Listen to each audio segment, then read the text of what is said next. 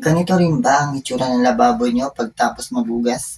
Yung sponge nakababad lang sa tirang tubig sabon? Hi! I'm Raymar Casales at sasabihin ko sa inyo kung bakit bawal na bawal ito sa isang professional kitchen. Bilang isang food service graduate, itinuturo sa amin ang food safety.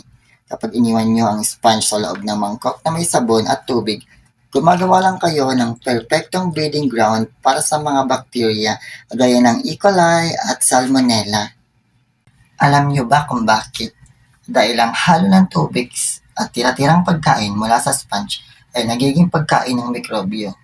Kapag muli mong ginamit yan, hindi mo nililinis ang plato mo.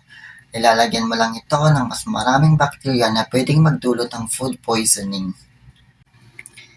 Heto ang tamang paraan. Pagtapos maghugas, pigain ng maigi ang sponge,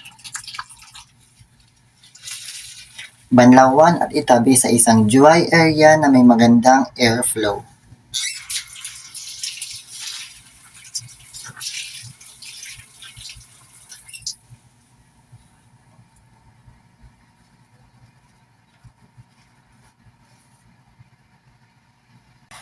At yung tirang tubig sabon, itapon na yan o wag nang i-recycle para sa susunod na hugasin. Small habit, big impact sa kalusugan ng pamilya at sa customers. Para sa iba pang kitchen safety at professional tips, follow nyo lang ako.